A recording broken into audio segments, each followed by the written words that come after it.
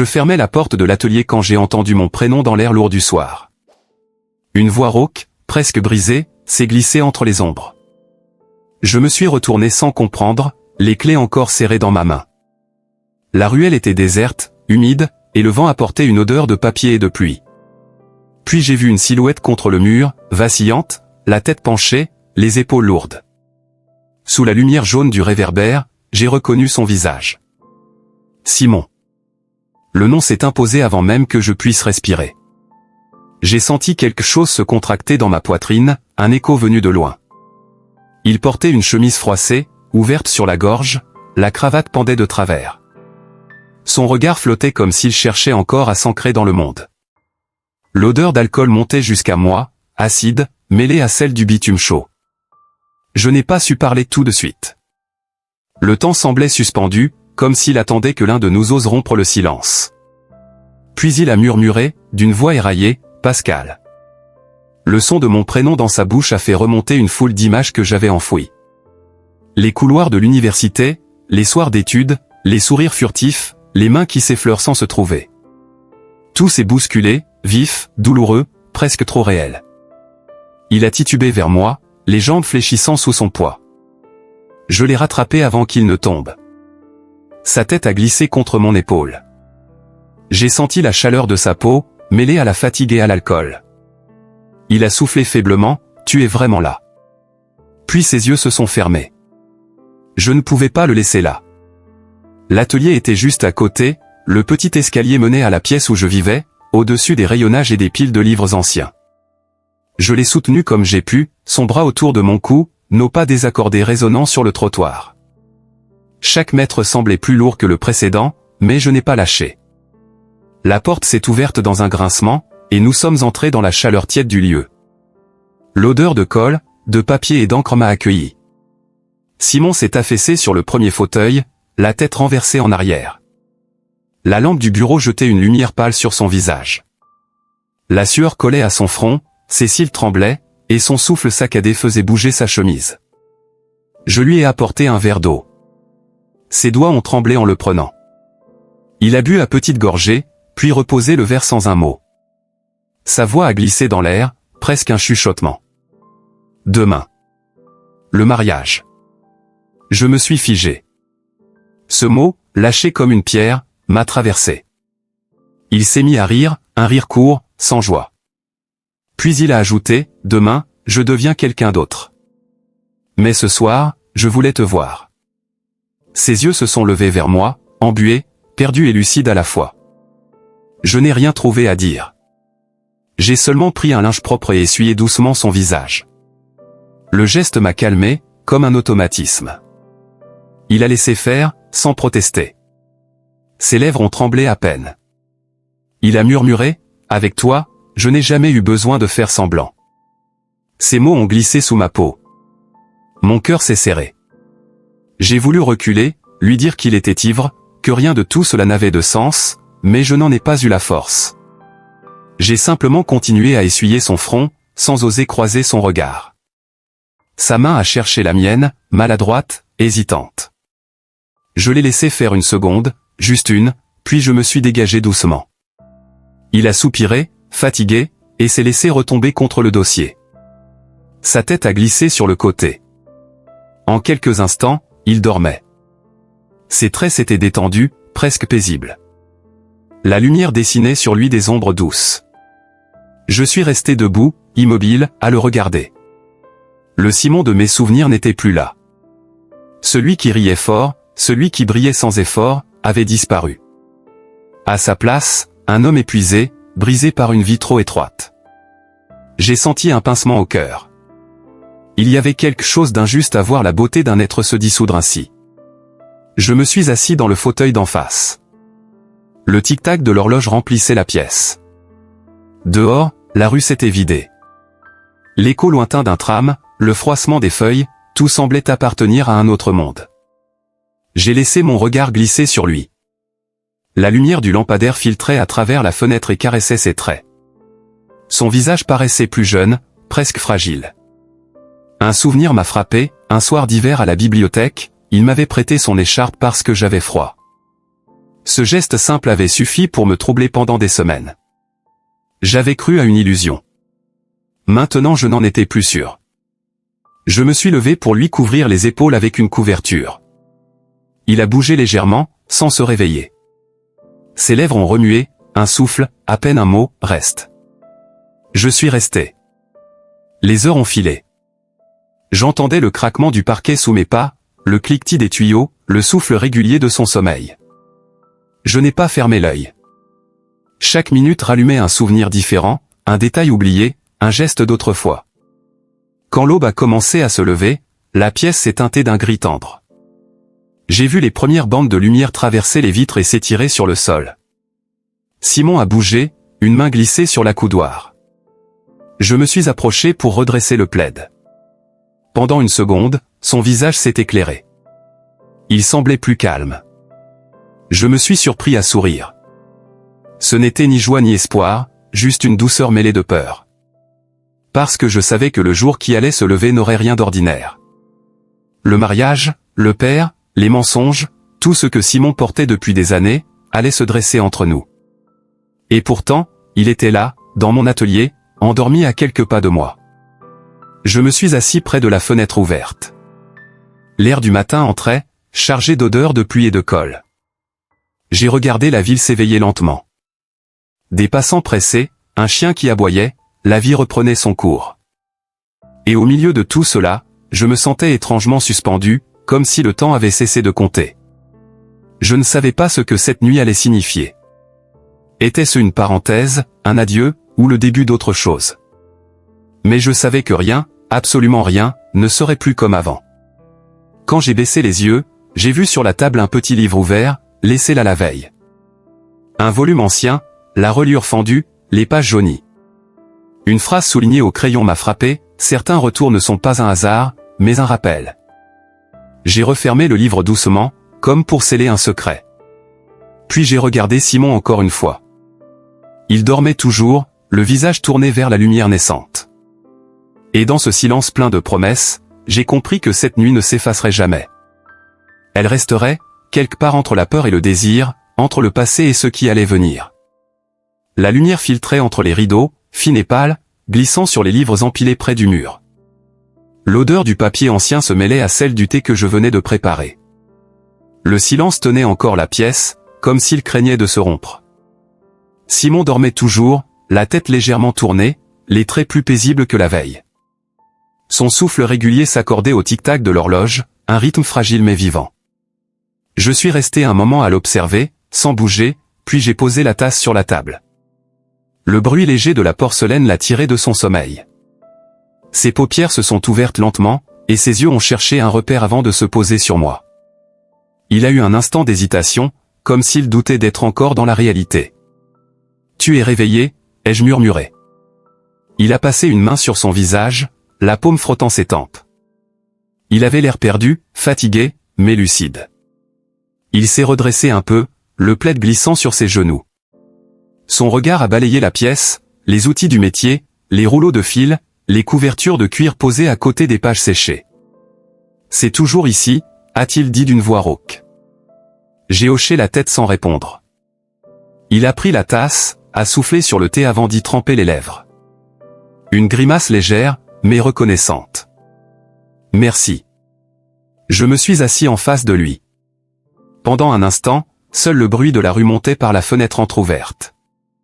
Puis il a murmuré, presque pour lui-même, « Je n'aurais pas dû venir. » Je n'ai rien dit. Il a reposé la tasse, les doigts crispés sur le rebord.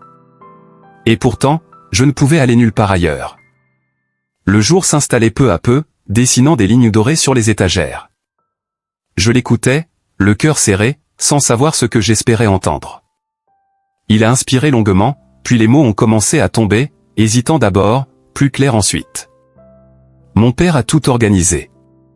Le mariage, la maison, même la date. Il dit que c'est une alliance, pas une histoire d'amour. Elle est gentille, cette fille, douce, mais ce n'est pas moi qu'elle épouse. C'est l'image qu'il veut donner de moi. Ses yeux se sont baissés.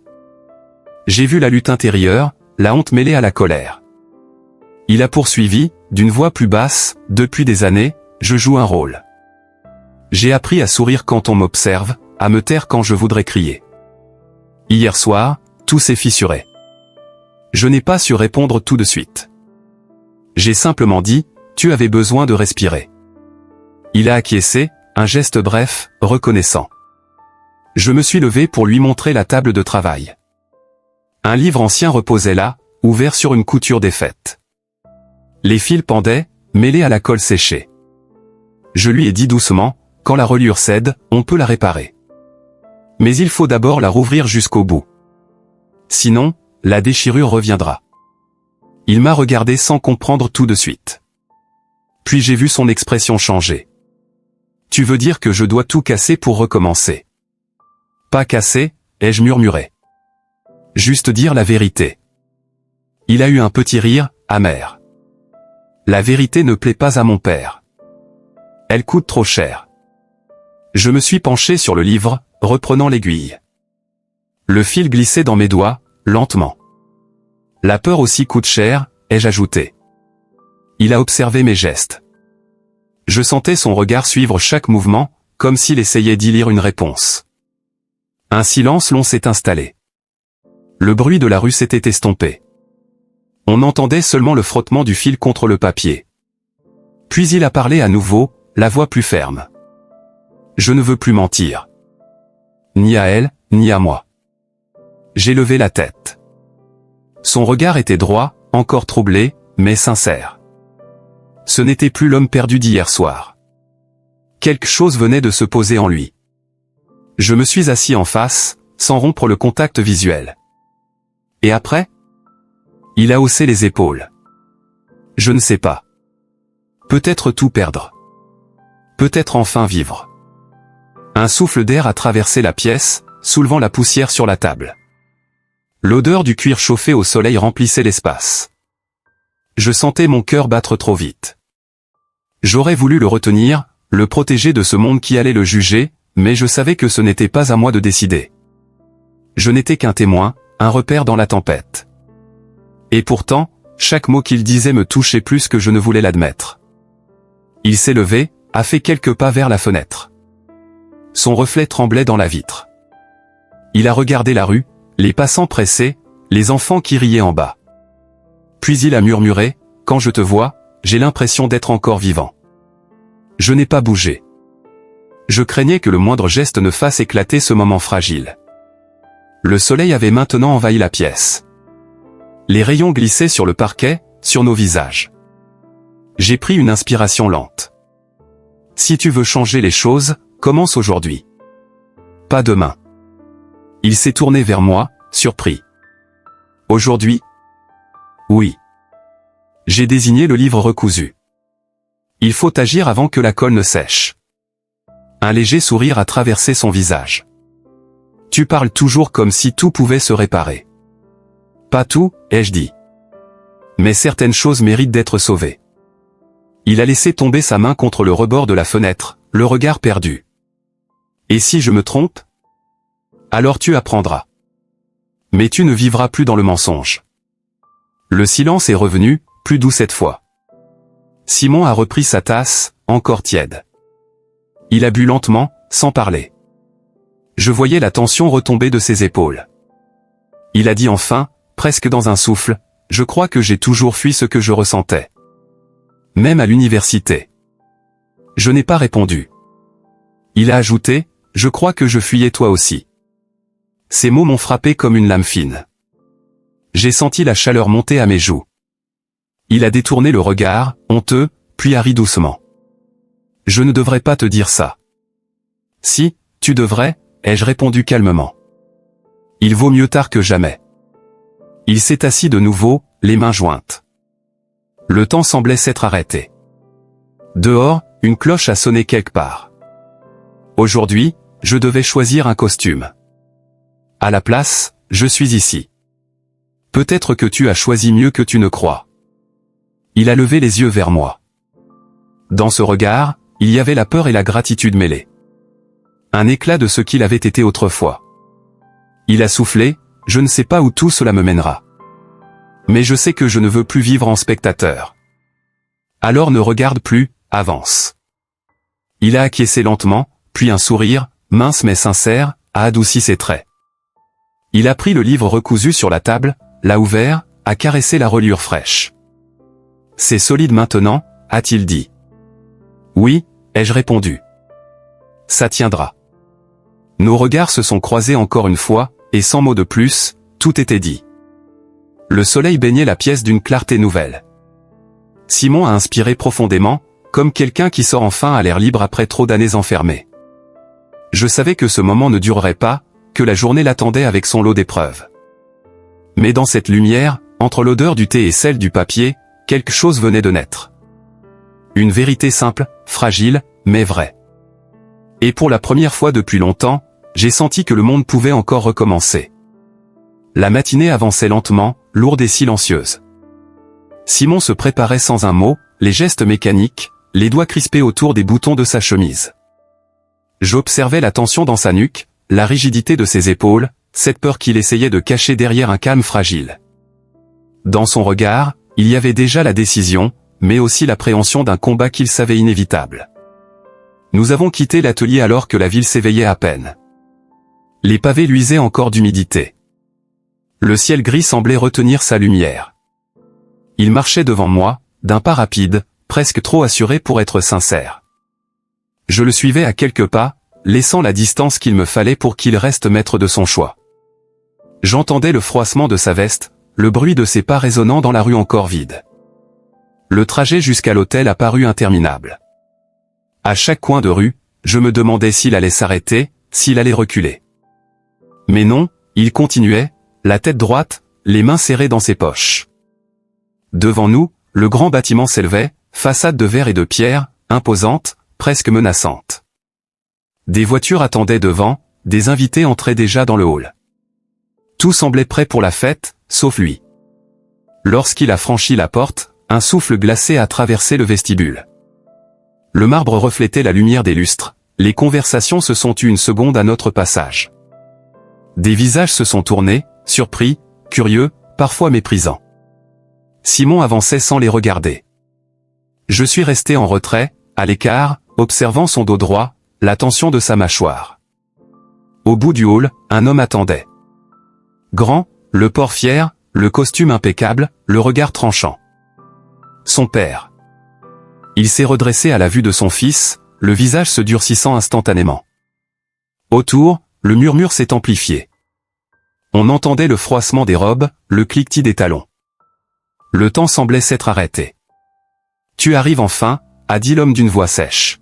« Il est temps de monter te changer. » Simon s'est arrêté à quelques pas.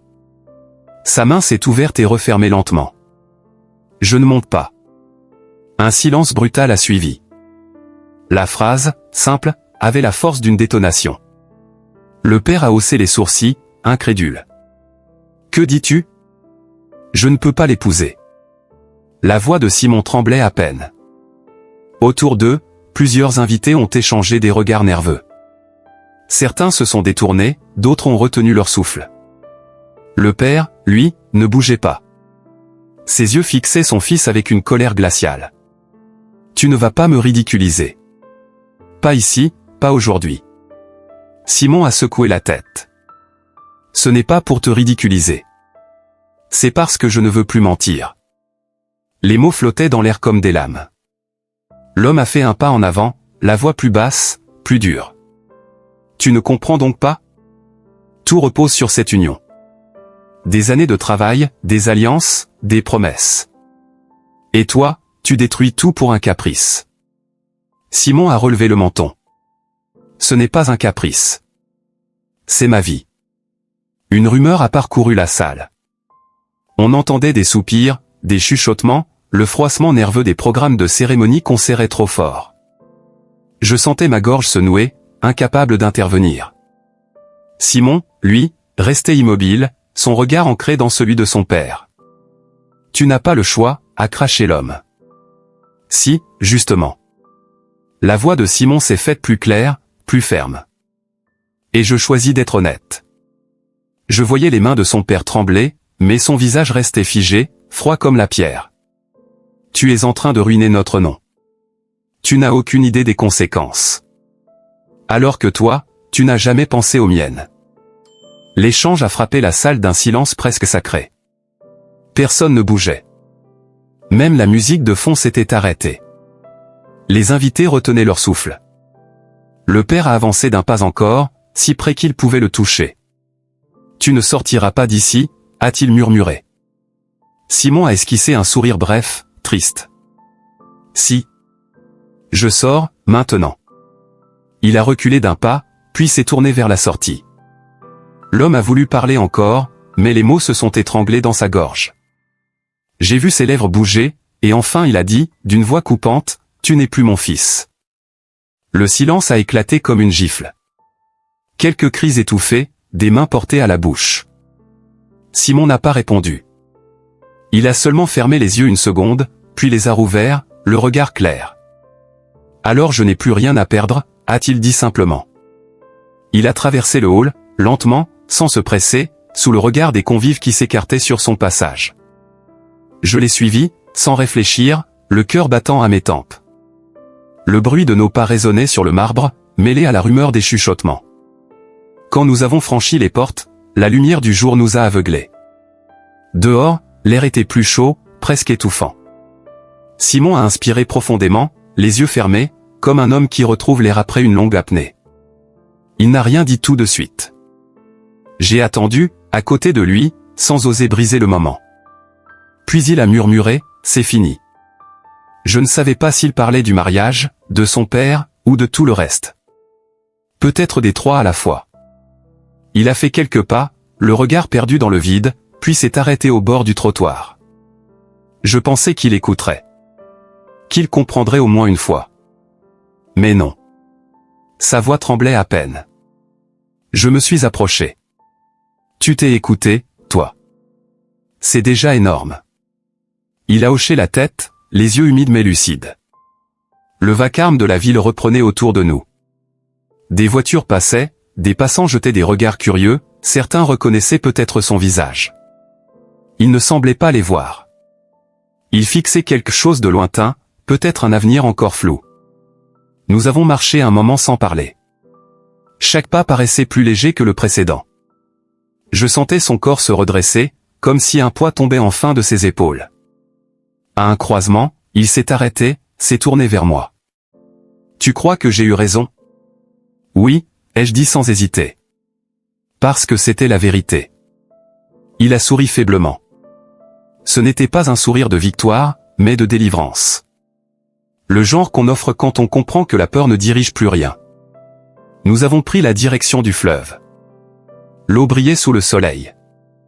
Simon a retiré sa veste, l'a posée sur la rambarde. Le vent a soulevé ses cheveux. « J'ai l'impression d'avoir tout perdu » a-t-il soufflé. « Peut-être » ai-je répondu. « Mais ce qui reste, c'est à toi. » Il a baissé les yeux, pensif, puis a glissé ses doigts sur le métal tiède du garde-corps. « Mon père ne me pardonnera jamais. » « Ce n'est pas à lui de te pardonner. » Un silence. Puis il a ri doucement, un rire court, presque incrédule. « Tu dis ça comme si c'était simple. » Ce n'est pas simple, mais c'est juste. Il s'est tourné vers moi, le visage éclairé par la lumière du midi. Dans ses yeux, il n'y avait plus ni peur ni honte. Seulement une sorte de calme étrange. « Merci d'avoir été là » a-t-il dit. « Je t'avais promis que je resterais. » Nous sommes restés appuyés contre la rambarde, sans bouger, à regarder les reflets de l'eau. Autour de nous, le monde continuait comme si rien n'avait changé. Et pourtant, tout venait de basculer. Je savais que la tempête ne faisait que commencer. Mais au fond de moi, une certitude s'installait. Simon n'était plus celui qui fuyait. Il venait de se trouver, au milieu du chaos. Et moi, je savais que je ne pourrais plus le laisser affronter la suite seul. Dans la lumière éclatante de ce midi, il s'est redressé, a pris une profonde inspiration, puis a murmuré d'une voix calme, « Je ne reculerai plus. » Et à ce moment précis, j'ai compris que, malgré la rupture, malgré la colère, quelque chose venait de naître. Pas une défaite, mais un commencement. Les jours suivants ont défilé sans repère. La nouvelle s'est répandue dans la ville avec la vitesse d'un incendie. Les journaux titraient sur le scandale, les réseaux s'enflammaient, chacun y allait de son opinion. Le nom de Simon s'étalait partout, souvent accompagné d'un jugement, parfois d'une moquerie. J'essayais de ne pas lire, mais les mots finissaient toujours par me parvenir. Lui restait silencieux, presque impassible en apparence, mais je voyais la fatigue se creuser sous ses yeux.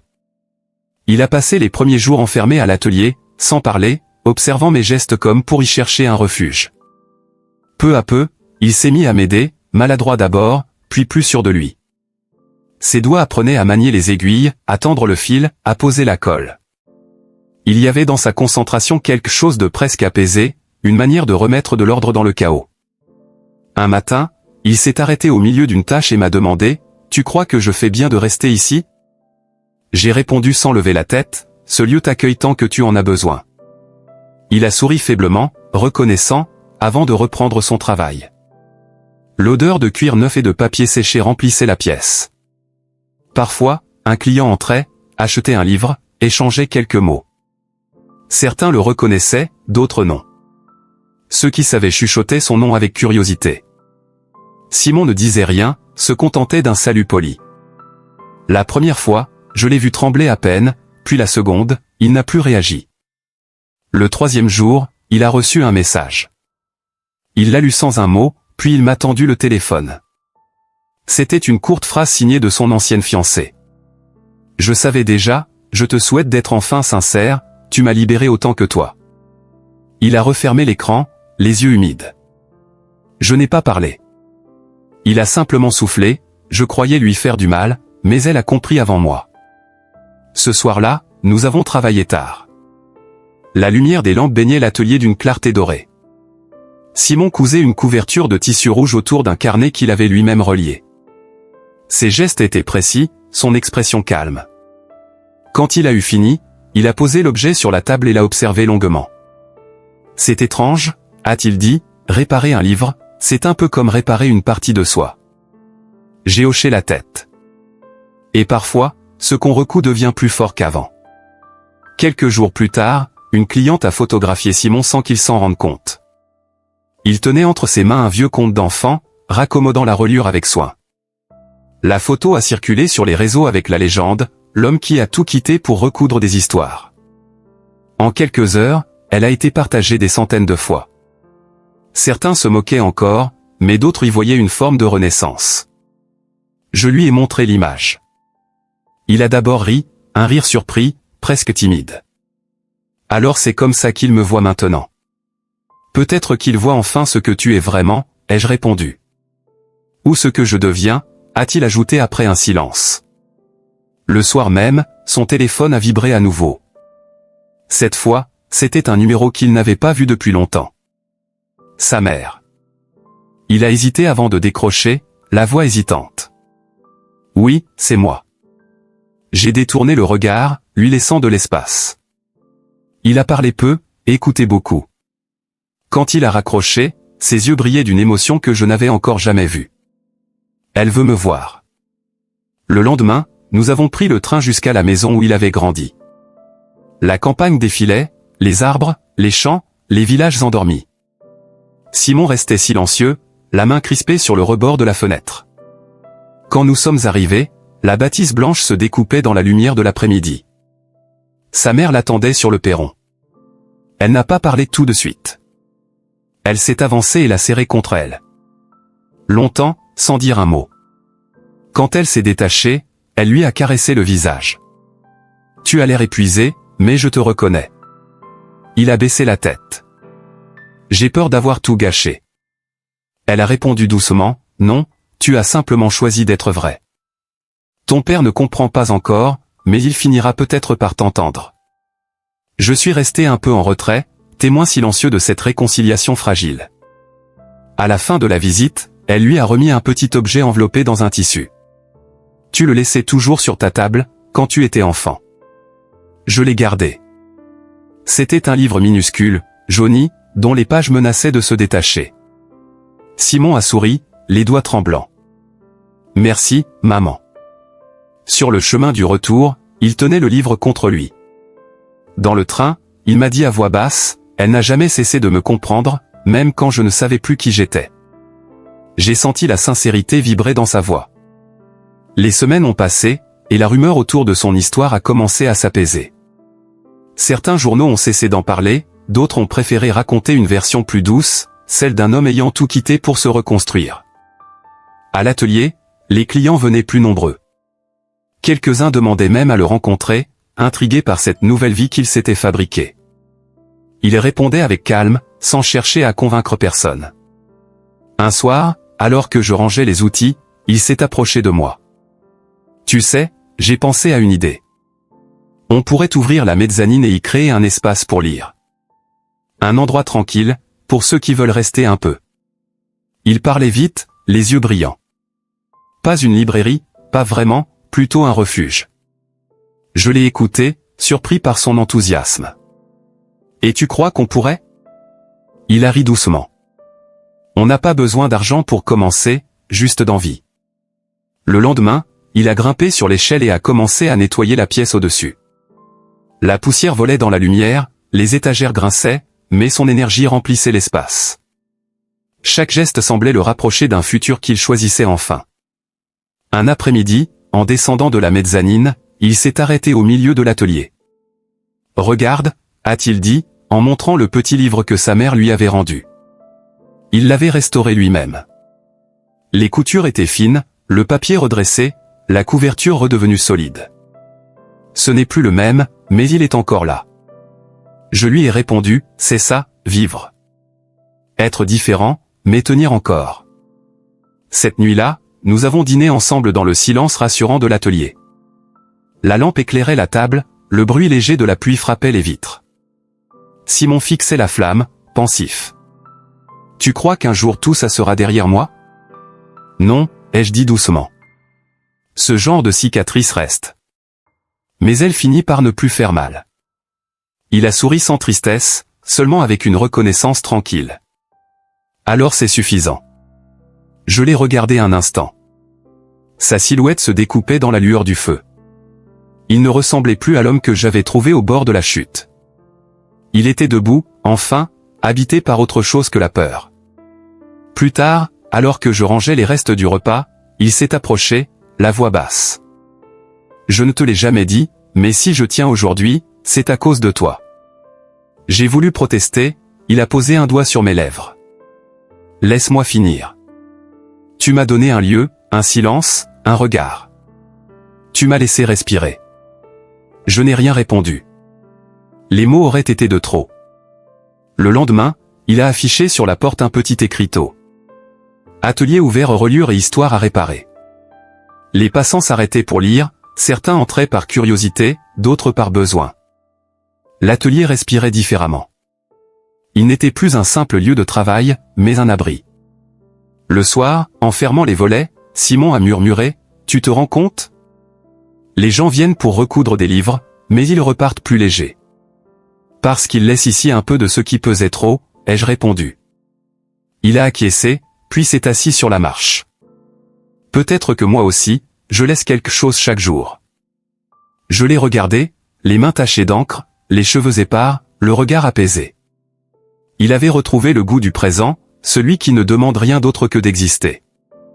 Dans le silence du soir, il a ajouté, « Tu sais, parfois j'ai peur que tout cela soit fragile. » Ce qui est fragile, ai-je dit, c'est souvent ce qui dure le plus. Alors il a souri, un vrai sourire, large, clair, celui d'un homme qui ne se cache plus. Et pour la première fois, j'ai compris que la tempête était vraiment passée. Les semaines ont continué de s'écouler, pareil à une respiration lente. L'atelier s'était transformé sans que nous nous en rendions compte. La mezzanine ouverte sur la rue servait désormais de petit salon de lecture. Les gens y montaient, parfois timidement, parfois comme s'ils entraient dans un lieu sacré. L'odeur du papier chaud, des encres et du bois ciré emplissait l'air d'une douceur étrange. Simon y passait ses matinées, souvent en silence, écoutant le froissement des pages et le murmure des visiteurs. Il s'était habitué à cette vie simple. Il venait tôt, allumait la lampe du bureau, préparait le thé. Ses gestes étaient précis, méthodiques, presque rituels.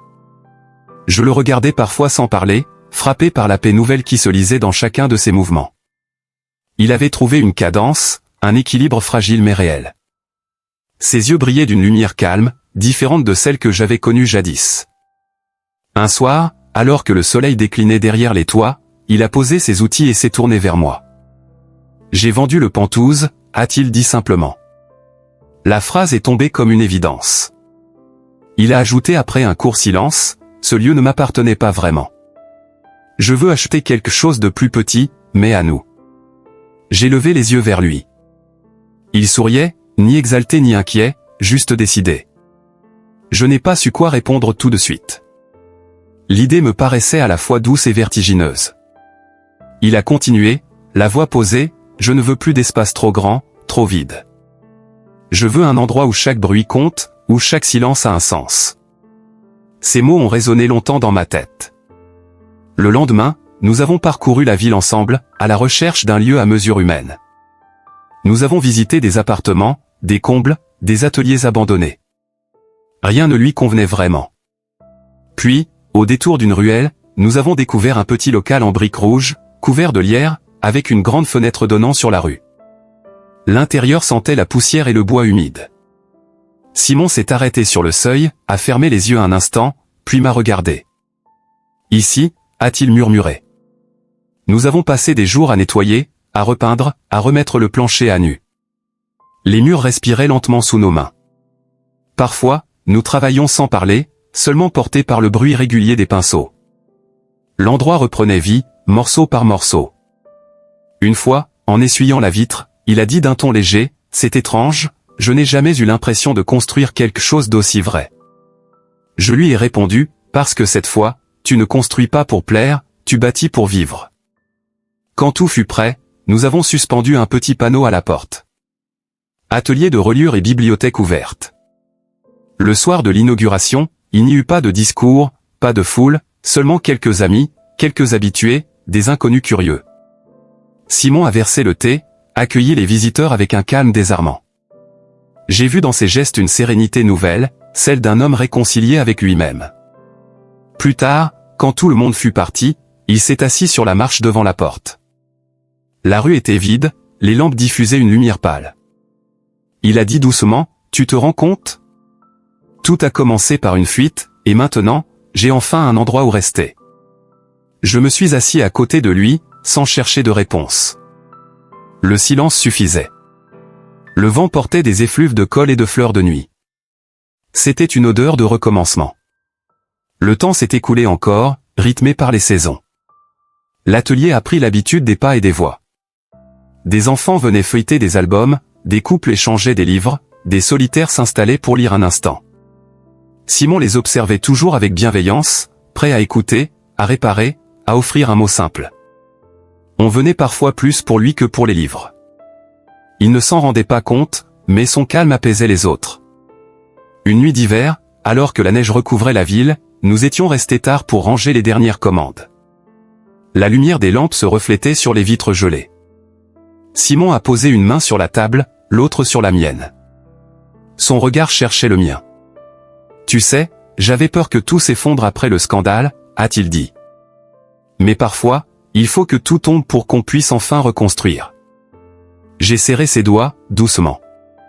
Il a ajouté, « Ce que j'ai maintenant, c'est léger, mais c'est solide. » Je lui ai demandé ce qu'il comptait faire de l'avenir. Il a haussé les épaules, un sourire discret aux lèvres. « L'avenir, c'est ici.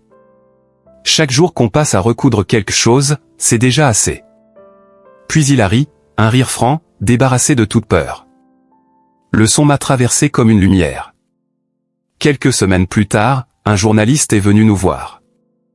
Il préparait un article sur les artisans qui redonnent vie aux métiers oubliés.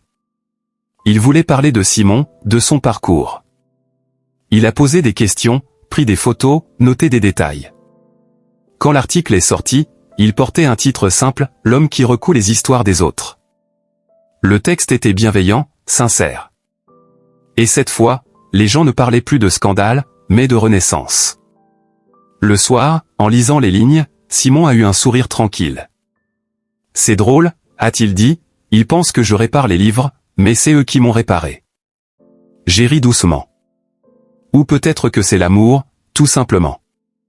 Il m'a regardé longtemps, sans répondre, puis a dit dans un souffle, « Oui, peut-être. » Au fil des mois, notre quotidien s'est tissé comme les pages d'un carnet qu'on relit.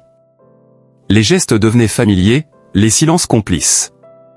Nous n'avions plus besoin de grands mots. Parfois, le soir, il s'asseyait sur la mezzanine, un livre ouvert sur les genoux, et je le voyais tourner les pages avec lenteur, comme s'il lisait sa propre vie. Un matin, alors que le soleil baignait la pièce, il a placé un petit papier sur la porte. J'ai lu la phrase inscrite à l'encre bleue, tirage limité aux reliures manuelles pour ceux qui croient encore en la vérité.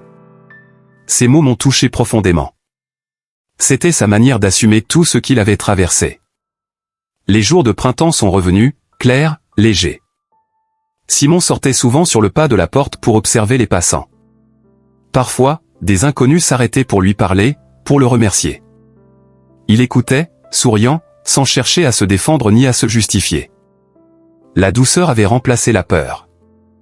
Une soirée, alors que nous fermions la boutique, il m'a regardé longuement. Le ciel prenait une teinte violette, les lampadaires s'allumaient un à un. « Tu sais ce que j'ai compris ?» a-t-il dit.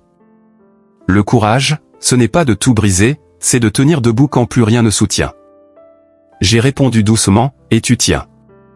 Il a hoché la tête, le regard tourné vers la lumière. « Parce que tu es là. » Je n'ai pas trouvé de mots plus justes que ce silence. Il m'a pris la main, et nous sommes restés ainsi, sans besoin d'autre chose. Le monde autour continuait, mais nous avions trouvé notre place, minuscule et essentielle. Quelques jours plus tard, il a affiché une dernière note sur la vitrine. Écrite de sa main, d'une écriture tremblée mais sûre. Atelier des vérités réparées. Je me suis arrêté devant la porte, regardant ces mots. Le vent les faisait frémir doucement. À cet instant, j'ai compris que notre histoire ne se terminait pas, qu'elle continuait simplement, à chaque page qu'on refermait, à chaque livre qu'on rendait à la lumière. Simon est venu se placer à côté de moi. Ses yeux suivaient les passants, la vie, le mouvement. « Tu vois, » a-t-il dit, « on ne répare pas le passé, on apprend juste à le relier autrement. » J'ai souri. Le soir tombait lentement sur la rue, et l'atelier sentait la colle chaude et les rêves anciens. Je me suis dit que peut-être, l'amour n'était rien d'autre que cela, un geste patient, répété, pour maintenir ensemble ce qui aurait pu se déchirer. Et dans cette lumière douce, avec Simon à mes côtés, j'ai su que tout commençait encore. La nuit s'installe doucement sur la rue, les lumières des vitrines s'éteignent une à une, ne laissant que la lueur tiède de l'atelier. Simon referme la porte, le bruit du loquet résonne comme une note paisible. Je le regarde, et je comprends que le vrai courage n'a jamais eu besoin d'éclat, il se cache dans les gestes simples, dans le choix d'aimer sans fuir. Autour de nous, la ville bruisse encore, mais à l'intérieur tout est calme, presque suspendu. Sur la table, un livre fraîchement relié attend qu'on tourne sa première page. Je pense à tout ce chemin, au silence, aux peurs, aux mots enfin prononcés. L'amour n'a pas besoin de promesses, il se prouve dans la constance, dans la façon de rester quand l'autre trébuche, dans le regard qu'on garde quand tout s'effondre. Ici, dans cet atelier aux murs pleins d'histoires, Simon et moi avons compris que la vérité peut devenir un abri. Et si nos vies ont changé, c'est parce qu'un jour, nous avons choisi d'aimer vraiment. C'était notre histoire. Merci d'avoir écouté, et à bientôt sur MEN in Love.